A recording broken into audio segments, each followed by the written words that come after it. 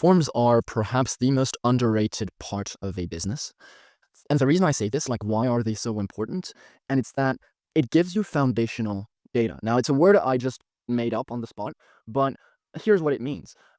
You will need some data. It doesn't have to be incredible, like crazy data, but you still need the pure foundations of data to just make systems work. So what that means is, for example, if you want to add a lead to us to a CRM, well, you will need their name, you'll need their email, their LinkedIn, phone number, maybe, stuff like that, right? That's what I call foundational data.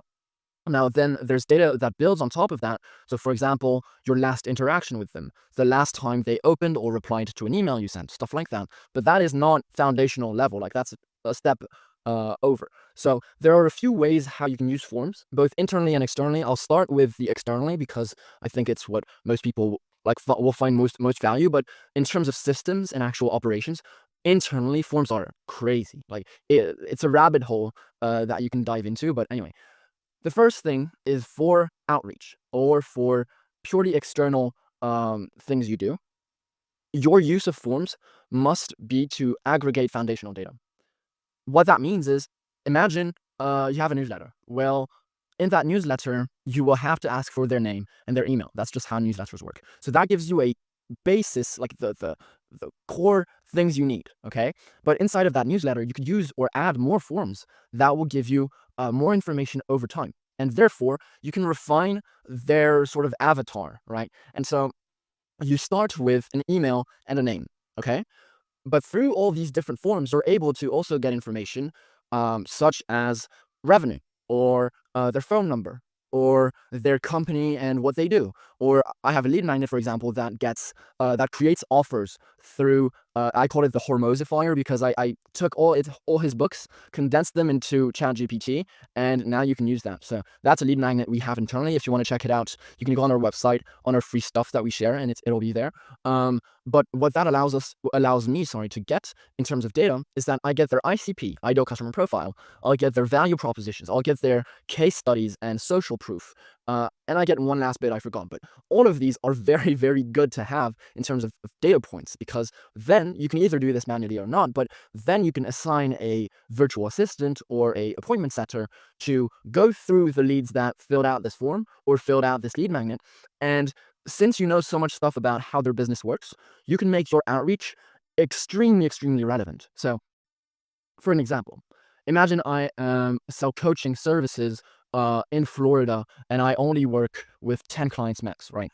And so that's what someone would have inputted inside of the lead magnet. Well, since we have this data now, then we can reach out to them and say, like, okay, hey, I know you do coaching services for in Florida, whatever, but you're limited ad capacity. Well, we had one guy that was in that exact situation, and here's how we solved it, right? You can create a ton of conversations through having more data.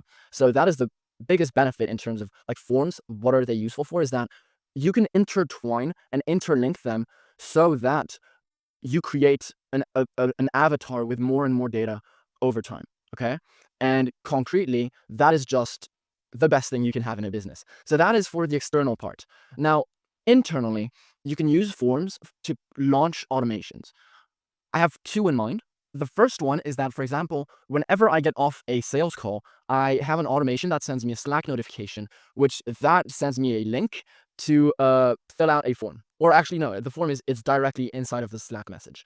And through that, I'm able to, in 2 clicks, I'm able to qualify, disqualify, say if someone showed up or not, stuff like that, right? Or if a lead is hot or stuff like that.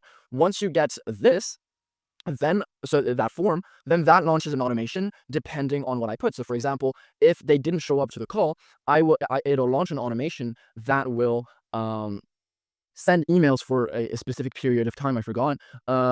But essentially it'll nurture them or just try to get them back on a call with me. And so again, that is one automated way of using forms. But as you can see, the forms are really, really useful because if I didn't have those forms, there really wouldn't be an easy way to input that data, right? So I don't know how I would do it, but I would have to change the status of a lead in like my CRM and say that they didn't show up or stuff like that. But it's prone to errors.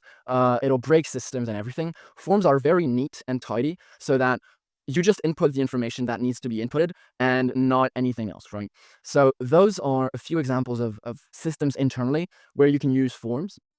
That being said, uh, it's not limited to what I have just announced. There are so many more use cases for those forms that I can just also share with you. Well, the first one, for example, internally is to assign different tasks to different people. And so imagine you in a call, imagine your process is that you do a two call close. And so the appointment setters generally have um, they have the first call and they qualify, disqualify, blah, blah, blah. And then the closers have the rest. Well, what you can do as the appointment setter is that during the first call, you will be able to mention a closer's name. So, for example, John, that has experience in helping coaches, right? Using the example I gave earlier. Well, from that, after the first call, you're able to say, or fill out in the form, okay, we talked about this, that, and that. Here's, I mentioned John's name, and here we assigned this lead to John. And so that way you don't get communications that are lost. So like imagine if they did that in a manual email. Well, first of all, they might lose some of the important details that John would need to actually effectively close. Whereas in a form, like when you fill out a form, you're much more precise and conditioned to spend more time on it rather than an email. You could like do it in 30 seconds, right?